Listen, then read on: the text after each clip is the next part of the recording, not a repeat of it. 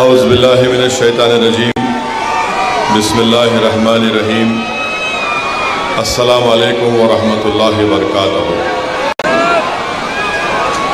मोअज़्ज़िज़ हाज़रीन इकराम,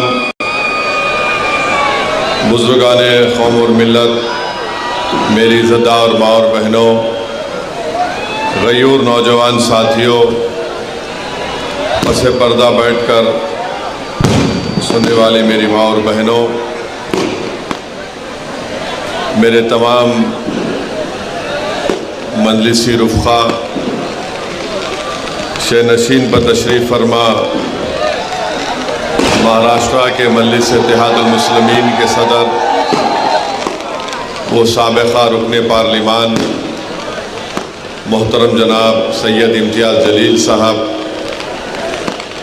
मालेगांव के नौ मुंतखब शुदा रुकन असम्बली मुफ्ती इस्माइल साहब, अब्दुल मालिक साहब, डॉक्टर खालिद साहब, औरंगाबाद के नासिर सिद्दीकी साहब और शहनशीन पर तशरीफ़ फरमा मुअज़्ज़िज़ हाज़रीन इकराम, बुज़ुर्गाने क़ौम और मिल्लत, उलेमा और मशाइख़ीन इज़्ज़ाम, मैं सबसे पहले मालेगांव की आवाम का शुक्रिया अदा करता हूँ कि अल्लाह सुब्हानहू व तआला ने आप तमाम के दिल में इस बात को डाला कि आप यहाँ से मजलिस इत्तेहादुल मुस्लिमीन के उम्मीदवार हज़रत मौलाना मुफ्ती इस्माइल साहब को अपना कीमती वोट दे। मैं आपका शुक्रिया इसलिए भी अदा करना चाहूँगा कि आप तमाम ने मुफ्ती इस्माइल साहब को अपना वोट देकर उनको दोबारा मालेगांव का रुकन असम्बली मुंतखब फरमाया आपकी खिदमत के लिए। ये मुफ्ती इस्माइल साहब की कामयाबी नहीं है, बल्कि ये कामयाबी आपके इत्तेहाद की कामयाबी है, ये आपके सियासी शऊर की कामयाबी है। आपने मालेगांव की आवाम ने इनफरादियत को मुस्तरद किया और आपने इज्तिमाइयत को कामयाब किया। मुफ्ती इस्माइल साहब या मजलिस इत्तेहादुल मुस्लिमीन की कामयाबी से ज़्यादा ये है कि हमने बुराई को शिकस्त दी और हमने नेकी को मजबूत किया। आपने मजलिस इत्तेहादुल मुस्लिमीन के उम्मीदवार को कामयाब करके पैगाम दिया कि आप मालेगांव में किसी भी किस्म की गुंडागर्दी को बर्दाश्त नहीं करते हैं, आप यहाँ पर अमन चाहते हैं। आपने अपने एक एक वोट को पतंग के निशान पर बटन दबाकर ये बता दिया कि हम बटन तो दबा रहे हैं पतंग के निशान पर, मगर हम नहीं चाहते कि जो बटन और पाउडर का कारोबार करने वाले लोग हैं, जो हमारे बच्चों की ज़िंदगियों को बर्बाद कर रहे हैं, हम उन लोगों को वोट नहीं देंगे। आपने बटन दबाया तो बटन बेचने वालों की अब नींद हराम हो चुकी है। मैं आप तमाम का वो पटाखे रोक दो भाई, वो पटाखे रुकवा दीजिए ज़रा।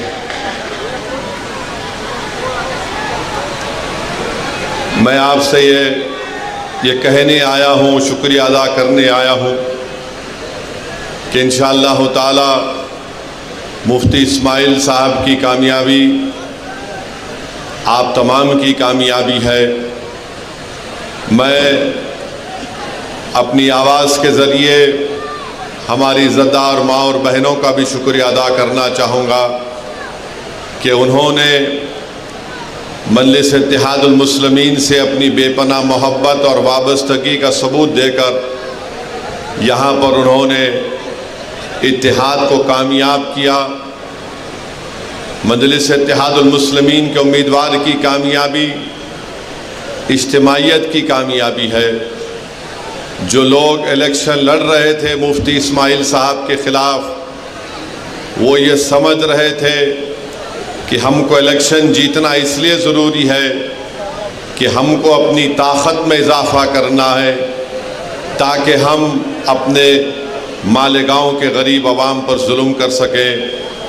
वो इलेक्शन दौलत की बुनियाद पर इसलिए लड़ रहे थे क्योंकि उनको ये उम्मीद थी कि हम दौलत कमा लेंगे जीतने के बाद। बहरहाल मेरे अज़ीज़ दोस्तों और बुज़ुर्गों, मैं आप तमाम को सलाम करता हूँ।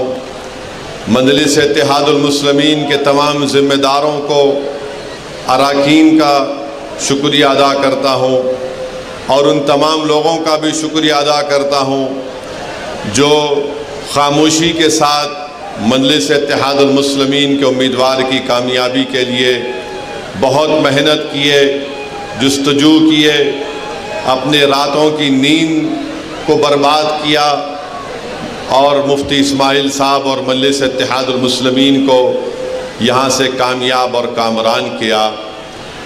अब हम मुफ्ती इस्माइल साहब से भी गुजारिश करते हैं कि मुफ्ती इस्माइल साहब बहैसियत रुकन असम्बली मालेगांव में जो गुंडागर्दी करने की कोशिश करेगा, मुफ्ती इस्माइल साहब गुंडागर्दी को यहाँ से ख़त्म करेंगे। हम उम्मीद करते हैं और हमको यकीन है कि मुफ्ती इस्माइल साहब जो ड्रग का कारोबार कर रहे हैं, जो बटन के नाम पर या पाउडर के नाम पर, मुफ्ती इस्माइल साहब अपनी पूरी ताकत लगाकर उन कारोबार करने वालों का ताक़ुब करेंगे और वो मालेगांव की सरजमीन पर वो नज़र नहीं आएंगे इंशाअल्लाह ताला। जो लोग ड्रग्स का कारोबार कर रहे हैं वो दूर रहे हमसे, मालेगांव से दूर चले जाएं, क्योंकि मुझे मालूम हुआ कि यहाँ पर पुलिस ने भी बटन या पाउडर करीब 2,27,000 की लागत का यहाँ पर पकड़ा भी है इलेक्शन के बाद। मैं पुलिस वालों का भी शुक्रिया अदा करता हूँ इस मामले में, क्योंकि उन्होंने ऐसे लोगों के ख़िलाफ़ उनको कार्रवाई करने की ज़रूरत है जो हमारे मुल्क और हमारे मालेगांव की नस्लों को बर्बाद करना चाहते हैं। अगर आवाम साथ देती रही तो यकीनन इंशाअल्लाह ताला मजलिस इत्तेहादुल मुस्लिमीन और तमाम मजलिस के ज़िम्मेदारान इस मालेगांव से ये तमाम नशे के कारोबार करने वालों को मुक्त करेंगे। ये ज़मीन उनके लिए तंग हम कर देना चाहिए, ना कोई गुंडागर्दी करे, ना कोई गोली चलाने का दोबारा सोचे, ना कोई नशे का कारोबार करने का ख्वाब देखे।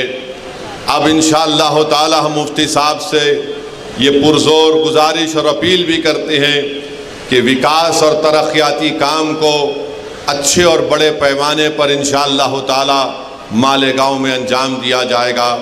क्योंकि अगर हम आज से शुरू करेंगे तो देखते देखते 2029 आ जाएगा, तो हमको और पहले से ज़्यादा उन तमाम तरक्याती और विकास के काम को कराना बेहद ज़रूरी है।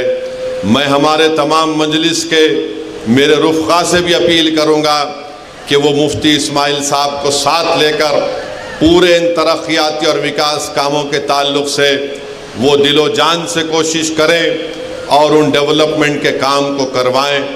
आज हमारी मुलाकात पावरलूम के ज़िम्मेदारों से हुई है, उन्होंने अपने मसाइल हमको बताए हैं। इंशाअल्लाह ताला मैंने उनको कहा है कि मैं दिल्ली जाकर पूरी कोशिश करूँगा कि किस तरीक़े से मरकज़ी हुकूमत से हम नुमाइंदगी करके पावरलूम के लोगों को जो सहूलतें मिलनी चाहिए उसके लिए मैं आवाज़ उठाऊंगा पार्लियामेंट में, और इंशाअल्लाह ताला हम मरकज़ी हुकूमत से नुमाइंदगी भी करेंगे। यहाँ पर जो ज़िम्मेदार हमसे मुलाकात किए उन्होंने बताया कि यहाँ पर MSEDCL, MDS मीटर और tender B1, B2, registrar, price stamping, UDCPR, GIS, CETP ACB, BOMS, RTO और इस तरह के एक लिस्ट दी है जो यहाँ पर ज़ेर तकमील काम है। मुफ्ती इस्माइल साहब को भी उन्होंने वो मेज़र दिया है। हम भी मुफ्ती इस्माइल साहब को तंग करते रहेंगे ताकि वो पूरी कोशिश करें। महाराष्ट्र में एक नई हुकूमत बनने जा रही है। हम महाराष्ट्र की नई हुकूमत से भी उनसे भी हम लोग मुतालबा करेंगे, नुमाइंदगी करेंगे कि मालेगांव में भी पूरे तरक्याती काम को अंजाम दिया जाए। मालेगांव में भी जो महाराष्ट्र के दूसरे इलाक़ों में अगर डेवलपमेंट और तरक्याती काम होती हैं तो मालेगांव में भी उसका हिस्सा होना चाहिए। मुझे यकीन है कि मुफ्ती इस्माइल साहब एक तजुर्बेकार रुकन असम्बली हैं, वो ज़रूर आपके मालेगांव के इंसाफ के लिए, मालेगांव की तरक्की के लिए पहले से ज़्यादा आपकी बार ऐवान असम्बली में जाकर यहाँ की आवाम की आवाज़ को और यहाँ की आवाम की ज़रूरियात की तकमील के लिए इंशाअल्लाह पूरी कोशिश करेंगे। जो लोग हमको वोट नहीं दिए, मैं उनका भी शुक्रिया अदा करना चाहता हूँ। और हमारे लिए ये बहुत बड़ा एक मौका है कि जो हमको वोट नहीं दिए, हम अपने अच्छे काम के ज़रिए उनको दिल को जीते ताकि वो आइंदा 5 साल के बाद बड़ी तादाद में आकर मजलिस इत्तेहादुल मुस्लिमीन के हक़ में अपना वोट दे। जमहूरियत है, आप किसको वोट देना चाहते हैं, नहीं देना चाहते हैं, आपका इख्तियार है। मगर जो प्रोपेगेंडा यहाँ पर किया गया था, जो अज़बियत के मज़ाहरे यहाँ पर किए जा रहे थे, जो यहाँ पर एक नंगा नाच हो रहा था तशद्दुद का, गुंडागर्दी का, ड्रग्स के कारोबार का, मैं आपको सलाम करता हूँ लाखों बार कि आपने उन तमाम ताकतों को मुस्तरद किया। और हमारी कोशिश ये होगी कि हम आपके भरोसे पर उतरें। इंशाअल्लाह ताला हम पूरी कोशिश करते रहेंगे कि आपकी जो तकलीफ़ है, आपके जो मसाइल हैं, आपके रुकन असम्बली मुफ्ती इस्माइल साहब और मजलिस के ज़िम्मेदारान ये पूरी कोशिश करके आपके मसाइल को हल करवाएंगे। मेरे अज़ीज़ दोस्तों और बुज़ुर्गों, मैं साथ ही साथ ये भी कहना ज़रूरी समझता हूँ कि मेरे छोटे भाई जनाब सैयद इम्तियाज़ जलील साहब, नासिर सिद्दीकी साहब को औरंगाबाद से कामयाबी नहीं मिली। आपको याद होगा कि मैं पुकार कर आपसे कह रहा था कि हमको हमेशा नुकसान अपनों से हुआ है, गैरों से नहीं हुआ है। आज औरंगाबाद में अगर चंद वोटों से इम्तियाज़ जलील साहब की कामयाबी नहीं हो सकी तो आप उठा कर देख लीजिए कि जो बीजेपी के इशारे पर इलेक्शन लड़ रहे थे, जिनको पूरी मदद दी गई थी बीजेपी की तरफ से, जिनका मकसद एक ही था कि महाराष्ट्र की विधानसभा में सैयद इम्तियाज़ जलील और नासिर सिद्दीकी ना जाएं, मगर औरंगाबाद की आवाम ने ये देख लिया कि कौन उनका हमदर्द है और कौन उनका दुश्मन है। जो चेहरे बहुत छुपे हुए थे, इलेक्शन ने उन तमाम चेहरों को औरंगाबाद की आवाम के सामने बेनकाब कर दिया। जो बड़े अपने आप को मुत्तकी और परहेजगार दिखाते थे, मगर उनके चेहरे मालूम हो गए कि कितने दागदार उनके चेहरे हैं, कि उन्होंने अपने ज़मीर को बीजेपी के चौखट पर उसको बेच दिया। ये कभी औरंगाबाद की आवाम भूल नहीं सकती। मुझे इस बात की तकलीफ़ है कि इम्तियाज़ जलील और नासिर सिद्दीकी की कामयाबी नहीं हो सकी, मगर इंशाअल्लाह ताला हम पुरुम्मीद हैं, मेहनत करेंगे औरंगाबाद में दोबारा, और इंशाअल्लाह ताला दोबारा वहाँ से मजलिस इत्तेहादुल मुस्लिमीन और इम्तियाज़ जलील को अल्लाह सुब्हानहू ताला नबी करीम सल्लल्लाहु अलैहि वसल्लम के सदक़े तुफ़ैल में इनको दोबारा वहाँ से रुकन असम्बली मुंतखब करके आवाम की नुमाइंदगी करने का मौका इनायत फरमाएगा। मगर आप जानते हैं कि यही इम्तियाज़ जलील थे, पार्लियामेंट का इलेक्शन 4 महीने पहले हारा, मगर जब नामूस रिसालत का मसला पैदा हुआ तो इम्तियाज़ जलील ने ये नहीं सोचा कि मैं अभी मेंबर ऑफ पार्लियामेंट नहीं हूँ। इम्तियाज़ जलील ने बहैसियत महाराष्ट्र के मजलिस इत्तेहादुल मुस्लिमीन के सदर के इस चीज़ को उठाया, और जो लोग रसूल अल्लाह सल्लल्लाहु अलैहि वसल्लम की शान में गुस्ताखी करना चाहते थे, इम्तियाज़ जलील ने एहतजाज सदाए एहतजाज को बुलंद किया और पूरे महाराष्ट्र की एक तारीख में एक पुरअमन एहतजाज निकाला गया। मैं शुक्रिया अदा करना चाहूँगा हमारे धूलिया के फारूक शाह साहब का। बेहतरीन इलेक्शन कैंपेन फारूक शाह साहब ने किया, बेहतरीन काम धूलिया के गली कूचों में जनाब फारूक शाह साहब ने किया। ये अल्लाह की क्या मर्जी थी, अल्लाह बेहतर जानता है। उनकी कामयाबी नहीं हो सकी। मुझे यकीन है कि फारूक शाह अपने घर में बैठने वाला नहीं है, वो निकल कर धूलिया की आवाम की खिदमत करते रहेंगे और इंशाअल्लाह ताला दोबारा वहाँ से मुंतखब होकर जाएंगे। मुझे अफसोस इस बात का है कि शोलापुर से फारूक शाबदी पिछले 3 साल से मेहनत कर रहे थे। बहुत कुर्बानियाँ फारूक शाबदी ने दी।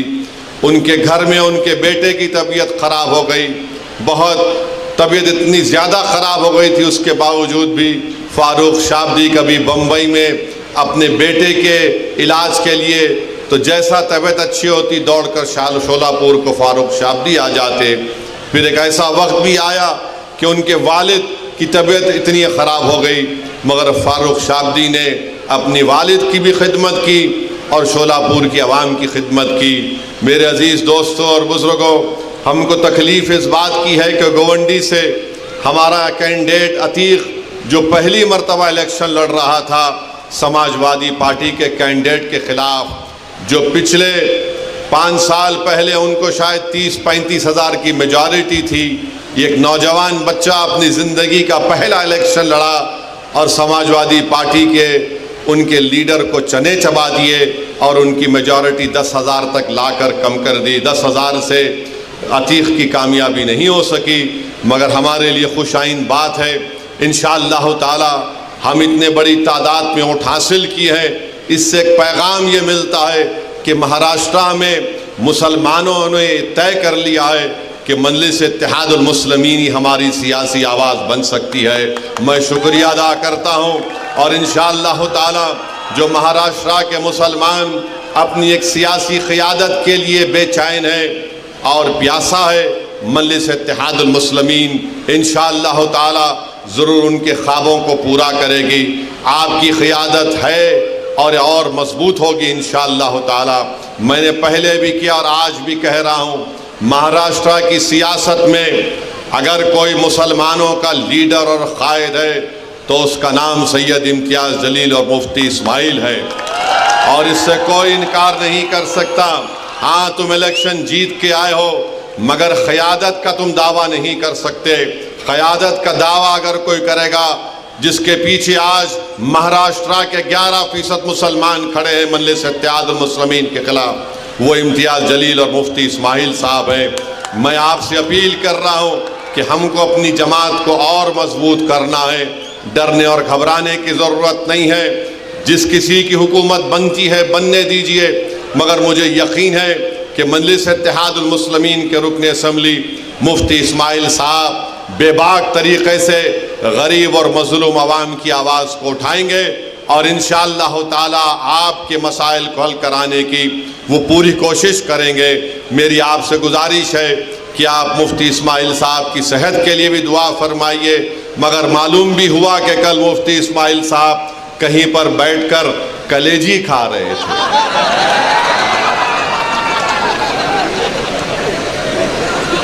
अब ये कलेजी खा रहे थे तो किसी के गुर्दे में दर्द हो गया।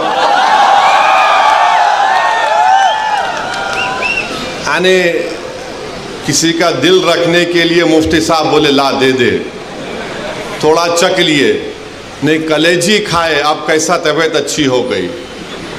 अरे भाई, तुम्हारे कलेजे को क्या हुआ, तुम्हारे दिल को क्या हुआ, उसको साफ कर लो, तुम्हारे कानों को साफ कर लो और इस बात को यकीन कर लो कि अब तुम्हारी गुंडागर्दी चलने नहीं देंगे इंशाअल्लाह ताला।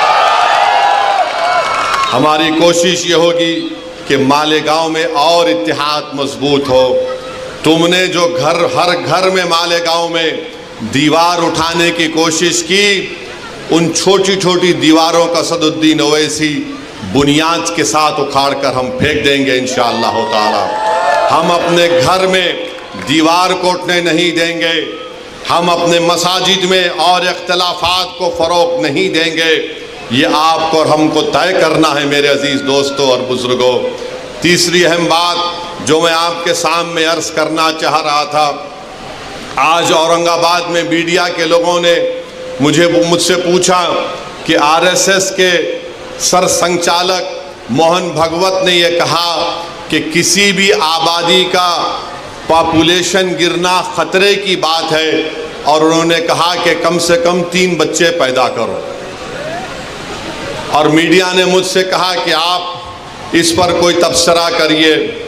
तो मेरे अजीज़ दोस्तों और बुज़ुर्गों, हमारे मीडिया के लोग भी हैं, और माशाल्लाह से पुलिस आज फिर नोटिस दी मेरे को। तो खैर, कानून के दायरे में रहकर हम हमेशा बात करते आए और इंशाअल्लाह बात करते रहेंगे। मोहन भागवत ने कहा कि 3 बच्चे पैदा करो। मोहन भागवत साहब, आप लोग कब शादी कर रहे पहले ये बता दो। अब 3 बच्चे पैदा करो बोल रहे। अब आपके और हमारे कानों ने बरसों से हम सुन रहे हैं, पिछले 10 साल से खास तौर से खुद प्राइम मिनिस्टर वजीर आज़म नरेंद्र मोदी ने पार्लियामेंट इलेक्शन के दौरान राजस्थान में कहा था कि हमारे हिंदू बहनों के गलों से मंगलसूत्र उतार कर उन महिलाओं को दिया जाएगा जो ज़्यादा बच्चे पैदा करते हैं। वजीर आज़म का इशारा मुस्लिम ख़वातीन पर था। अब मोहन भागवत को कहना पड़ रहा है कि बच्चे ज़्यादा पैदा करो। मोहन भागवत साहब, आप 3 बोल रहे, मेरे को 5 है। मुफ्ती साहब, आपको कितने हैं? 4 है। आप बहुत कंजूसी करे, आप इसमें भी कंजूसी कर रहे मुफ्ती साहब। नहीं, गलत नहीं लेना, मैं तो दूसरा मतलब निकालेंगे तुम लोग। इम्तियाज साहब को खाली 2 ही है। अब मोहन भागवत बोल रहे, अरे ठहर जा भाई, मोहन भागवत बोल रहे 3 पैदा करो। ऑर्गेनाइजर आरएसएस की एक मैगजीन है तायीद करने वाली, अक्टूबर 2021 को ऑर्गेनाइजर मैगजीन ने लिखा कि मुसलमानों की आबादी बहुत बढ़ रही है, इसको कम करना चाहिए। अब मोहन भागवत बोल रहे 3 पैदा करो। झारखंड में इलेक्शन हुआ, झारखंड में बीजेपी ने एक इश्तिहार बनाया, और इश्तिहार ये था कि एक हमारे हिंदू भाई बहन घर में बैठकर खाना खा रहे हैं, टेबल पर खाना खा रहे हैं, घर के अंदर बेल बजती है।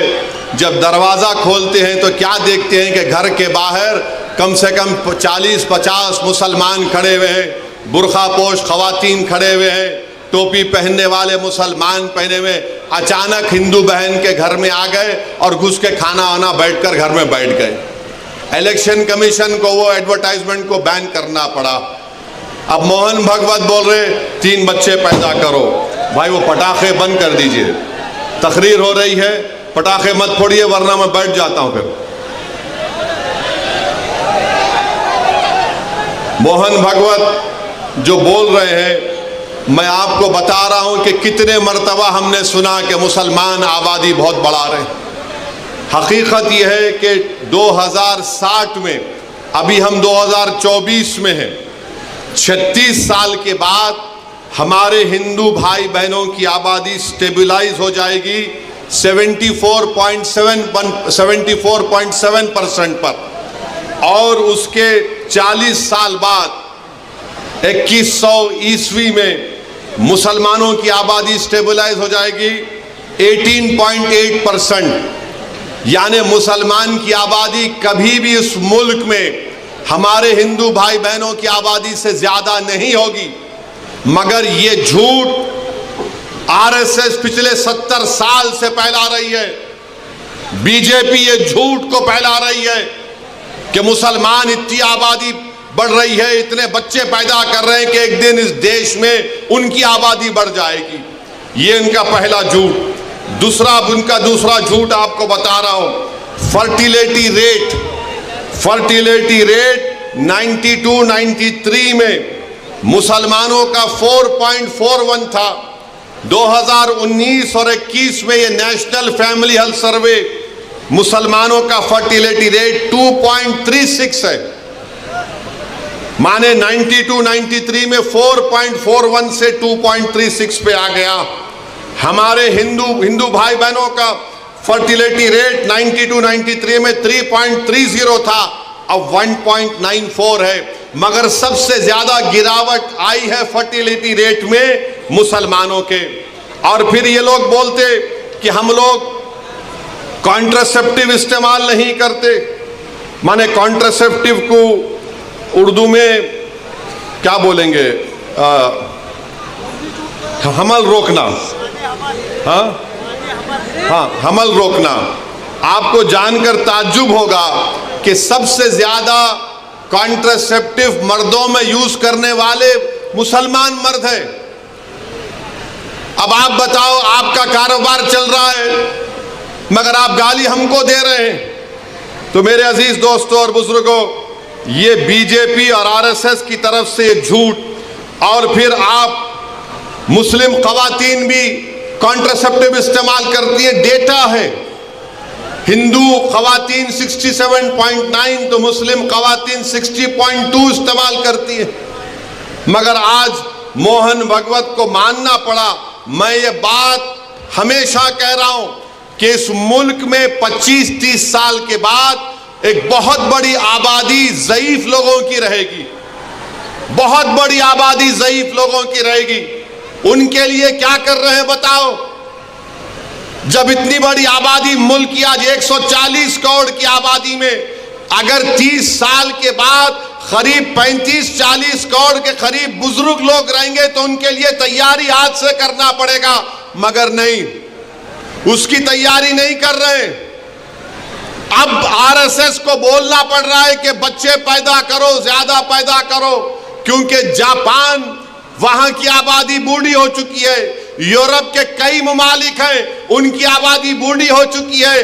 आज भारत में, जिसको अंग्रेजी में डेमोग्राफिक डिविडेंड बोलते, कि सबसे ज्यादा नौजवान अगर आबादी पूरे दुनिया में है तो भारत में है। मगर नरेंद्र मोदी उन नौजवानों को रोजगार देना, उन नौजवानों को जाकर बोलना मालेगांव में तुम्हारे पावरलूम की इंडस्ट्री को हम अच्छा करेंगे, तुम यहां पर काम करो, यहां के पूरे महाराष्ट्र की इकोनॉमी को प्रमोट करना, कुछ नहीं। मुल्क में इंडस्ट्रीज को कायम करना, कुछ नहीं। मुल्क में रोजगार की स्कीमों को नाफिज करना ताकि नौजवानों को रोजगार मिल सके, कुछ नहीं। जो नौजवान आर्मी एयरफोर्स में जाता था, जिसके लिए विखार की बात समझी जाती थी, नरेंद्र मोदी ने कहा 4 साल अग्निवीर करो और 4 साल के बाद तुमको 15-20 लाख मिलेंगे, चले जाओ। कुछ नहीं प्लानिंग है।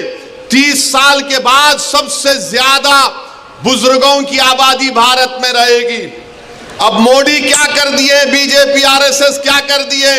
एक ही काम पे लगा दिए सबको, जाओ गड़े खोदो, देखो अंदर से क्या निकलता। जाओ मस्जिद में गड़ा खोदो, उसमें से अलाउद्दीन निकलते नहीं निकलते देखो।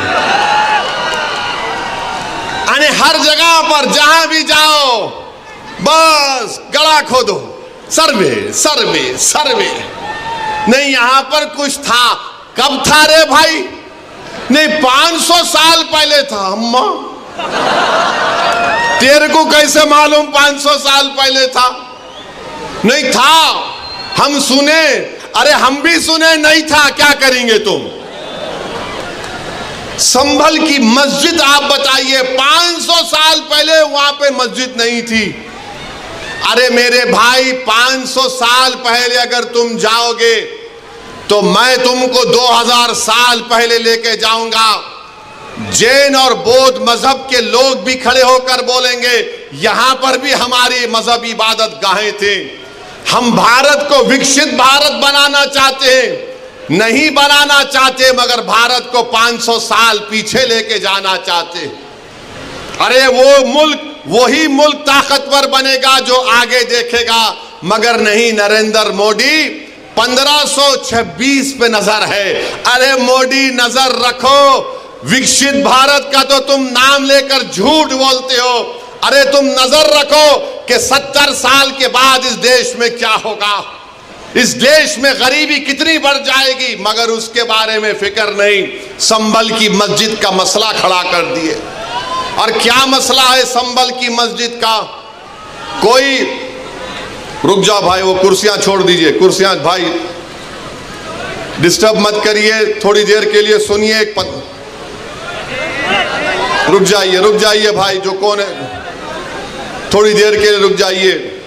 संभल की मस्जिद में जो लोग कोर्ट को गए, वो कोर्ट में ये बोलकर गए कि हमको मस्जिद के अंदर जाने का परमिशन मिले। अब आप बताइए, कोई हम किसी को रोकते, कोई मस्जिद में आना चाह रहा है तो आइए, आदाब को मलहूज रखकर मस्जिद में आइए। मगर प्रेयर ये है, मुतालिबा कोर्ट से कि अंदर आने का मौका मिले। और फाजिल जज साहब माशाल्लाह आर्डर दे दिए सर्वे का, माने कोर्ट मस्जिद संभल की मस्जिद चंदोसी मस्जिद से 45 किलोमीटर दूर है। 1.5 घंटे में आर्डर लेकर आ गए और वहां पर पुलिस मौजूद है। शाम में 6 बजे सर्वे होता है, फिर उसके बाद इतवार के दिन सर्वे होता है। और फिर जब दूसरा सर्वे जिसका कोई कानूनी मौक़िफ़ नहीं है सर्वे हुआ तो फायरिंग हुई। फायरिंग में 5 लोग शहीद हो गए। उसमें एक 17 साल का बच्चा जो प्लास्टिक के खिलौने बेचता था, उसके सीने पे गोली लग गई। 5 के 5 को, 4 को सीने पे गोली लगी, 1 को पीठ पर गोली लगी। और मारने वाले बोलते हम नहीं मारे, कट्टे से मारे। अरे क्या कोई अजिन्नात आके गोली मार के चले गए? आप गोली चला रहे हैं, वीडियो है, और बोल रहे हैं कि नहीं हम नहीं चलाए, कट्टे से मारे। तुर्क और पठानों का झगड़ा था? नहीं था झगड़ा। तुर्क पठान का मस्जिद पे झगड़ा कभी था ना कभी रहेगा इंशाअल्लाह ताला।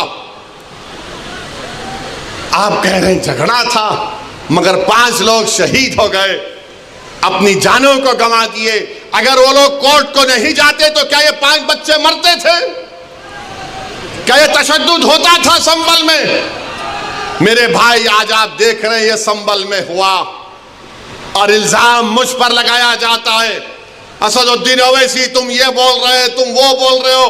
बार बार मुझे व्हाट्सएप के ऊपर कभी SMS के जरिए, कभी फलां के जरिए धमकी दी जाती है। अरे जालिमों, याद रखो, मैं मस्जिद बचाने के लिए, खानखाहों को बचाने के लिए, दरगाहों को बचाने के लिए, वक्फ की जायदाद को बचाने के लिए, जमहूरियत को बचाने के लिए, कानून की बालादस्ती के लिए, इंसाफ के लिए मैं एक बार नहीं 1000 मर्तबा मरने को तैयार हूं। तुम क्या करोगे बताओ? तुम समझ रहे कि हम खामोश बैठ जाएंगे? ऐसे 12 दरगाह और मसाजिद पर केस डाल दिया गया है कि यह मस्जिद नहीं थी, फुला था, ये था। सलीम चिश्ती रहमतुल्लाह अलैह की दरगाह पर केस डाल दिया गया। सुल्तान हिंद ख्वाजा अजमेरी के आस्थाने पर केस डाल दिया गया। और क्या बोलते हैं, केस डालने वाला कौन है मालूम आपको?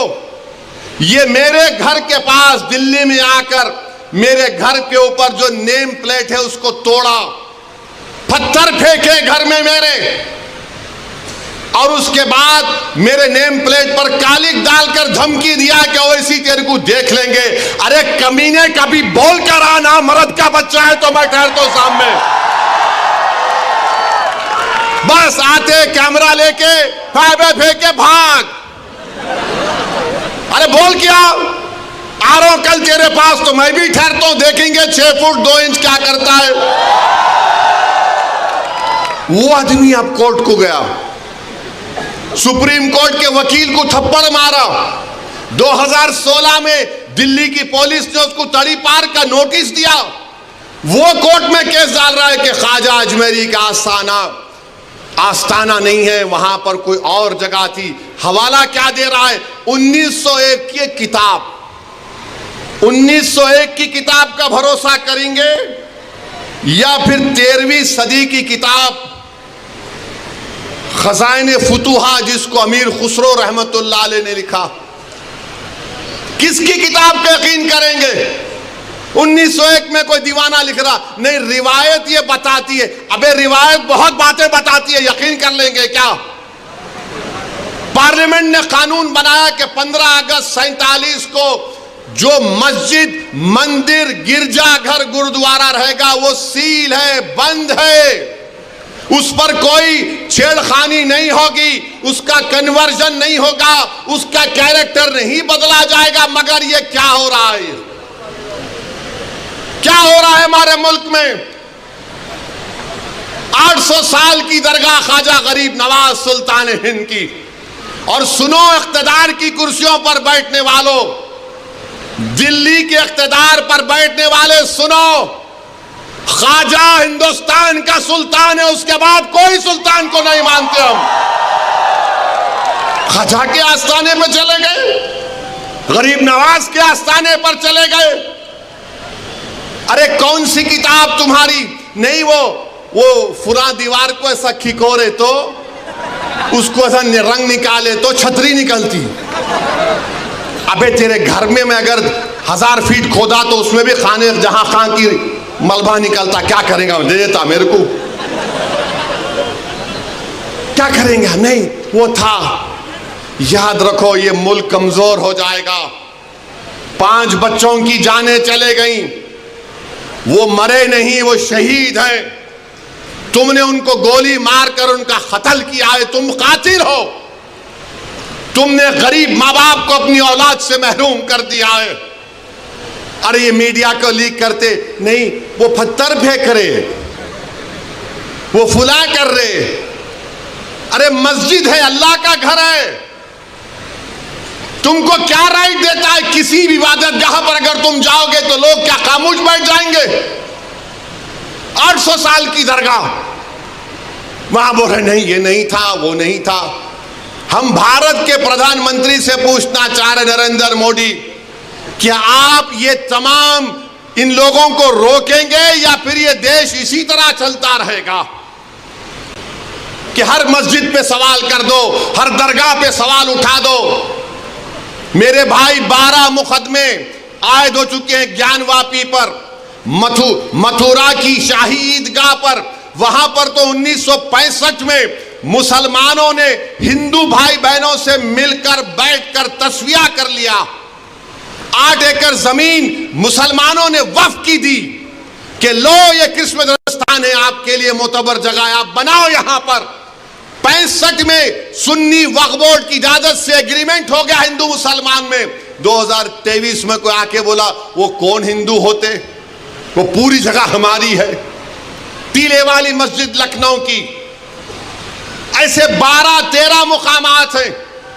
सुप्रीम कोर्ट ने राम मंदिर के फैसले में कहा कि 91 का एक्ट भारत के संविधान का एक अटूट हिस्सा है। और फिर उसके बाद डीवाईसी चंद्रचूड़ सीजीआई थे, वो खामोश हो गए। ओरल ऑब्जर्वेशन किया कि नहीं, सर्वे को असर्टेन करने में क्या बुरी बात है? अरे बुरी बात यह है कि सर्वे कोई एकेडमिक एक्सरसाइज नहीं है। सर्वे क्यों किया जा रहा है? ज्ञानवापी मस्जिद में वजू खाने को सील हो गया। ज्ञानवापी मस्जिद के जुनूबी तरफ हमारे पास नहीं है, वक्फ की जायदाद नहीं है। वो क्या क्या करेंगे आप? और जब बाबरी मस्जिद का फैसला आया था, मैं पुकार कर कह रहा था ये गलत फैसला है, इसके बाद बहुत सी चीजें खुलेंगे। तो मेरे खिलाफ ये वही लोग हैं जो आज इस असेंबली के इलेक्शन में इनको और दो, उनको और दो ऐलान किए थे। वो लोग मुझे फोन करके बोले आप ऐसा क्यों बोल रहे हैं, आप इम्यूनेशन दे रहे हैं बीजेपी को। मैंने कहा हजरत दामन बरकाता हूं, जजमेंट आप पढ़ो, ये जजमेंट तमाम चीजों को खोल देगा। मुझसे कहा कि आप खामोश हो जाओ, ओवैसी तुम मत बोलो। मैंने कहा मौत मेरे को खामोश कर सकती, जब तक अल्लाह जिंदा रखेगा मैं सच्चाई को बयान करूंगा और बयान करता रहूंगा। आज बोलो खामोश हो जाओ। मैं जब कह रहा था तो कोई बोल रहे हैं मत बोलो, इनको क्या है, ये भड़काऊ भाषण दे देते, इनको क्या है, इनको टीवी पे जाके बोलने का शौक है। आज क्या हुआ महाराष्ट्र के चुनाव में? क्या बीजेपी ने क्या कहा जा जाकर? आज हमारे पास करण जैसे, क्या नाम है, यूसुफ पुंजानी आकर तकरीर करके गए, मैं इलेक्शन जीतने का हार गया। उन्होंने कहा कि बीजेपी ने पूरे महाराष्ट्र में प्रचार कर दिया कि फतवा जीतेगा या भगवा जीतेगा। बताओ ये कौन है लोग? अरे आपको अगर इलेक्शन लड़ना है लड़ो, आगे बढ़ो, सिर्फ बैठकर ऐलान करने से नहीं होता, इलेक्शन लड़ो, मालूम होता आपको कैसे वोट हासिल करना पड़ता है। एक आलिम दीन मुफ्ती इस्माइल आपके सामने जो इलेक्शन लड़ रहा भी है, मिंबर रसूल पर आपको अच्छाई को बयान भी करता है और चुनाव भी लड़ता है, मगर यह क्या बात है कि इलेक्शन आएगा इनको वोट दो, उनको वोट दो। अरे आप लड़ो, आप नहीं लड़ सकते तो अपने दामाद को लाओ, चलो लड़ो ना, क्यों नहीं रोकते? नहीं, हम इनको बोलेंगे, उनको बोलेंगे। क्या हुआ? आपने बीजेपी को हैंडल दे दिया। यूसुफ पुंजानी कह रहा है कि बीजेपी गली गली जाकर ऐलान कर दी कि फतवा जीतेगा या भगवा जीतेगा। अरे जब सियासत नहीं आता करना तो मत करो,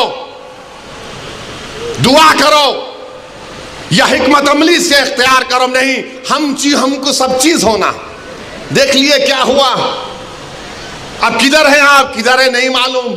कहां है वो लोग जो औरंगाबाद में बोले थे इम्तियाज जलील कोर्ट मत,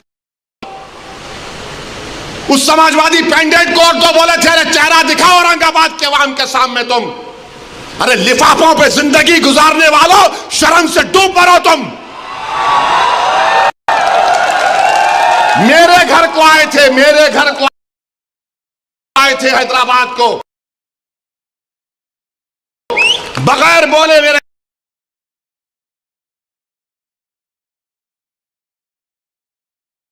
घर को आए। मैं वक्फ के बिल की मीटिंग में जा रहा था, पलट मेरा गार्ड फोन करा के साहब इतने लोग आए, मिला, घर पे आए तो मैं कहा कि मेरा घर इतना बड़ा नहीं है, आप लोग 20 लोग ले लीजिए, को बिठा, वो बात करे, बात करा, लेटर लिख के दिए को, टिकट दो, मला मैं गौर करूंगा। फिर जाने से पहले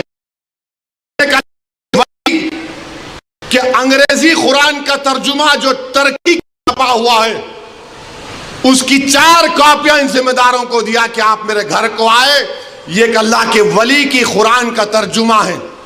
एक एक हाथ में दिया तो औरंगाबाद जाके बोले हम घर को गए थे, हमारे को चाय तक नहीं आए। अरे आप पहले से बोल देते तो नान खलिया खिला देता मैं। मेरे को नहीं मालूम था कि तुम मेरे घर को खाना खाने आ रहे। कुरान करीम दिया ना हाथ में, अल्लाह का कलाम तुम्हारे हाथ में दिया, तुमको उसका भी लिहाज नहीं है और तुम दावा करते हो कौम का। बहुत बोल सकता हूं, याद रखो मेरी जबान को लगाम नहीं है, तुम्हारा घर से निकलना महाल कर दूंगा मैं यहां पे। मेरे भाई इमाम शाफई मुफ्ती साहब बैठे हुए, इमाम शाफई रहमतुल्लाह अलैह का जमाना है। एक दौलतमंद ने कहा कि अगर अल्लाह मेरे को बेटी देगा तो जब उसकी शादी करूंगा दीन और दुनिया की दौलत उसको दूंगा। जब बेटी की शादी का मौका आया उलमाए किराम के पास गया, उलमाए किराम ने कहा कि नहीं तू नहीं दे सकता, दीन और दुनिया की दौलत तो कैसे देगा, तेरी कसम गलत हो गई। इमाम शाफई के पास गए, इमाम शाफई बोले बहुत आसान है। इमाम शाफई रहमतुल्लाह अलैह ने कहा तेरी बेटी की शादी कब है? उसने कहा फुला दिन है। बोले मैं आ रहा हूं, चला जा। इमाम शाफई पहुंचे, इमाम शाफई रहमतुल्लाह अलैह ने कहा कि आसान है। वो बोला कि हज़रत शादी तो हो गई, क्या है बताओ। बोले कुरान अपनी बेटी को दे दे, दीन और दुनिया की दौलत उसको दे चुका, मैं उनको दिया, 4 कुरान दिया उनको और बोल के दिया कि आप मेरे घर को आए, मुझे पता नहीं है, मैं वकीलों की मीटिंग में जा रहा था, पलट कर आया आपके लिए, ये कुरान करीम का तोहफा आपको दे रहा हूं। अरे तुमको ओवैसी से, मजलिस से नफरत है, मगर कुरान करीम की तो अजमत का तुम लिहाज रख लेते। मैं ये बात इलेक्शन में बोल सकता था मगर खामोश बैठे रहा, मगर आज मजबूरन बोलना पड़ रहा है। याद रखो, तुम लोग जो काम कर रहे हो ना, तुम महाराष्ट्र के मुसलमानों को ना सिर्फ कमजोर कर रहे हो बल्कि तुम उनकी आवाज का गला घोट रहे हो। अरे तुम इलेक्शन लड़ो, हम तुम्हारी तायीद करने को तैयार हैं। कब तक तुम ये सियासत करोगे कि उन्हें बोल दिया, इन्हें बोल दिया? जिसको तायीद किए औरंगाबाद में वो खाली 5000 वोट लिया, 5000 वोट लिया। नासिर के खिलाफ कितने वोट लिया उन्हें? 10,000 वोट लिया। और नासिर हारे 8,000 वोट से। जो जिसकी तायीद का ऐलान किया वो 5,000, इम्तियाज जलील हारे 1100 वोट से। धूलिया से फारूक शाह के खिलाफ आपने ऐलान किया, वो 10,000 पे निपट गया। फारूक शाह 70,000 वोट लिए, सिर्फ 1700 वोट लिया वो जालिम, सिर्फ 1700 वोट लिया। फारूक शाह 70,000 वोट लिया। अतीक को आपने तायीद नहीं की, किसी और को बोल दिया। अरे क्या कर रहे हो तुम लोग? मत करो। तुम्हारा एहतराम और तुम्हारी अजमत हम करते हैं, मगर आप जो काम कर रहे वो मुसलमानों के हक में नहीं कर रहे हैं। आपने हैंडल दे दिया बीजेपी को, बीजेपी ने पूरा प्रचार कर दिया और क्या नतीजा निकला जा आप देखो। कल ये बीजेपी की सरकार अगर कुछ करेगी तो कौन आके लड़ेगा? आप आएंगे रोड पे? यही इम्तियाज जलील, यही फारूक शाह, यही मुफ्ती इस्माइल, यही नासिर सिद्दीकी, यही फारूक शाब्दी, यही वारिस पठान मैदान में उतर के मुकाबला करेंगे। मेरे भाई, पहचानो इन लोगों को। मैं नहीं बोलना चाह रहा था मगर आज मैं जरूरी है सच्चाई को बयान करने के लिए कह रहा हूं। बहरहाल मेरे अजीज दोस्तों और बुजुर्गों, अपने मस्जिदों को आबाद रखो। जो लोग मस्जिदों को छीनना चाहते हैं उसका जवाब क्या है? अपनी मस्जिदों को भरे करो। तुम्हारी जुमे की नमाज फजर की नमाज में उतनी तादाद होनी चाहिए। तुम्हारी मगरिब की जमात में जितने लोग होते हैं उतना जहर में होना चाहिए। दरगाहों को आबाद रखो, खानखाओं को आबाद रखो। दरगाह और खानखाओं पर अल्लाह के नाम पर दिल पर ज़रब मारते रहो।